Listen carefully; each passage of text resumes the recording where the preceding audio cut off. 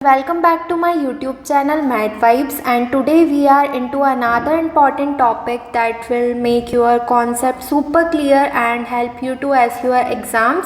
So let's start with the guided tissue regeneration, the today's topic. Guided tissue regeneration होता क्या है? Guided tissue regeneration consists of placing a barrier of different types to cover the bone and periodontal ligament, thus temporarily separating them from the gingival epithelium, excluding the epithelium and gingival connective tissue from the root surface during the post-surgical healing phase. Not only prevent the epithelial migration into the wound but also favors the repopulation of the area by the cells from the periodontal ligament and bone. अब इसको समझते हैं। तो देखो GTR क्या होता है? Guided tissue regeneration. GTR is known as guided tissue regeneration. और इसमें क्या होता है, अपन प्लेस करते हैं एक barrier membrane. Barrier membrane cover करती है बोन को और पेरियोडोंटल लिगामेंट्स को, थस टेम्पररी सेपरेट करती है जिंजाइवल एपिथीलियम को। तो क्या करती है ये? सेपरेट करती है जिंजाइवल एपिथीलियम को पेरियोडोंटल लिगामेंट और बोन से, जिससे क्या होता है, अपना जो एपिथीलियम है और जिंजाइवल कनेक्टिव टिश्यू है रूट सरफेस पे during the post surgical healing phase के टाइम पे प्रिवेंट करता है एपिथीलियन माइग्रेशन को इनटू द वुंड और फेवर करता है repopulation of the area by the cells of periodontal ligaments and bone. तो GTR होता क्या है? GTR मतलब सिंपल लैंग्वेज में अगर अपन देखें तो GTR में क्या करते हैं, अपन एक मेम्ब्रेन को प्लेस करते हैं, जो क्या करती है, प्लेस कहाँ पे करते हैं? बोन और पेरियोडोंटल लिगामेंट के को कवर करते एक प्लेस कर रहे हैं अपन एक बैरियर मेम्ब्रेन, जो क्या करती है, जो सेपरेट करती है बोन को पेरियोडोंटल लिगामेंट को किससे? एपिथीलियम और जिंजाइवल कनेक्टिव टिश्यू से, ताकि पोस्ट सर्जिकल हीलिंग के टाइम पे एपिथीलियन माइग्रेशन को प्रिवेंट कर सके। क्या कर सके? एपिथीलियन माइग्रेशन को प्रिवेंट कर सके into the wound. And favour करता है ये जो बैरियर मेम्ब्रेन है, ये और क्या फेवर करती है? फेवर करती है repopulation of the cell from the periodontal ligament and bone. So GTR के इंडिकेशंस देख लेते हैं अपन। नैरो 2 और 3 wall defects, class 2 furcation and ridge augmentation, root coverage, implant therapy.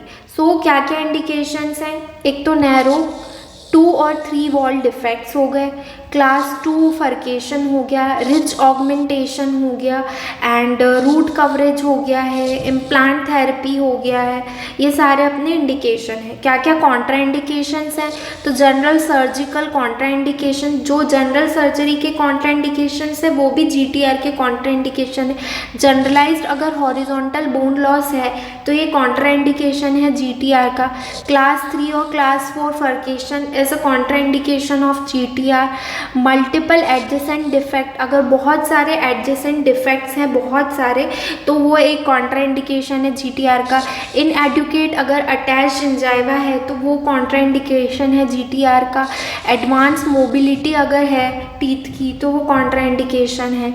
Ideal, अब अपन ने क्या देखा कि बैरियर मेम्ब्रेन अपन प्लेस कर रहे हैं पेरियोडोंटल और बोन के ऊपर, जो कि क्या कर रहा था, सेपरेट कर रहा था एपिथीलियम को वुंड से, ताकि वो एपिथीलियम के जो सेल्स हैं वो माइग्रेट ना करे वुंड के अंदर, और ये हेल्प कर रहा था साथ में रीपॉपुलेशन का सेल्स में through by the periodontal and bone. ठीक है, तो इसके अलावा ये बैरियर मेम्ब्रेन होती क्या है? तो बैरियर मेम्ब्रेन हो सकती है, अपनी आइडियल रिक्वायरमेंट्स क्या है? नॉन टॉक्सिक, नॉन कार्सिनोजेनिक होनी चाहिए, नॉन एंटीजेनिक और केमिकल इनर्ट होनी चाहिए, स्टेराइल होनी चाहिए, sufficient stiff so that it does not adhere to the tooth surface, long shelf life होनी चाहिए, बायो रिजर्वेबल होनी चाहिए एंड इनएक्सपेंसिव होनी चाहिए, और रिट्रीव कर सके अपन को जब कॉम्प्लिकेशन आए तो अपन उसको ईजिली रिट्रीव कर सके, ईजिली निकाल सके वापस।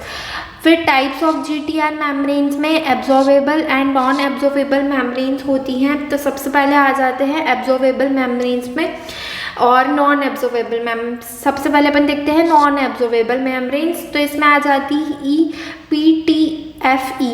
तो इसका जो फुल फॉर्म होता है वो एक्सपांडेड पॉली टेट्राफ्लोरो इथाइलिन होता है और इसका एग्जाम्पल है गोरटेक्स मेम्ब्रेन।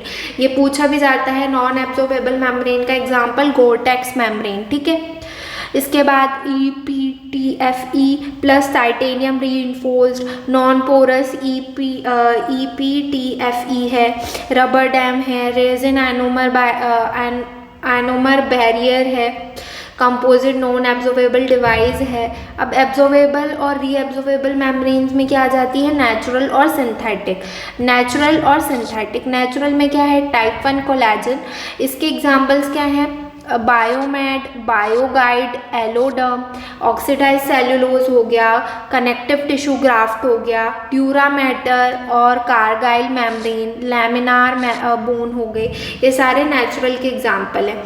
सिंथेटिक के पॉलीलैक्टिक एसिड हो गया, पॉलीग्लैक्टिन हो गया एंड पॉलीयूरेथ्रिन हो गया।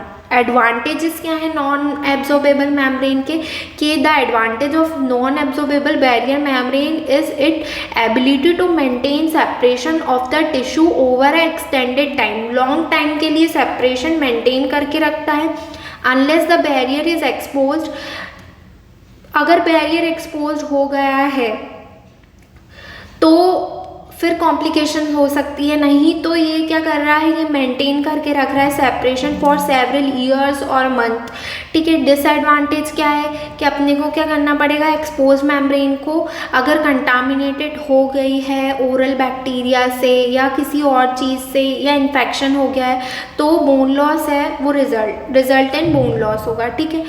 फिर उसके बाद आ जाते हैं अपना advantage of absorbable reabsorbable membrane और absorbable membrane over non reabsorbable barrier क्या है, एलिमिनेट करता है टू सेकेंड स्टेज सर्जरी, मतलब इसको निकालने के लिए अपने को कोई सर्जरी वापस से नहीं करनी पड़ेगी। रिड्यूस करता है ऑपरेटरी टाइम, रिड्यूस करता है कॉस्ट एंड रिड्यूस करता है ट्रीटमेंट मॉर्बिडिटी, इंक्रीज करता है पेशेंट कंप्लाइंस क्योंकि सेकेंड सर्जरी नहीं करनी पड़ेगी, reduce risk of loss of regenerated attachment. So more tissue friendly होती है, ये इन्हेंस करती है टिश्यू कवरेज को, रिड्यूस करती है बैरियर एक्सपोजर, रेजिस्ट करती है और रिड्यूस करती है माइक्रोबियल कॉलोनाइजेशन को। मेन एडवांटेज यही है over the non absorbable membrane कि second surgical procedure is not required. GTR also use in the furcation defect, अपन ने उसके इंडिकेशंस में देख लिया था। GTR in gingival recession is also use. So this is all about the GTR and that's it for today's lecture. I hope this helped you to understand the topic of guided tissue regeneration better. If you found it useful, don't forget to like the video, subscribe to my channel and share it with your friends. See you in the next one. Keep studying smart.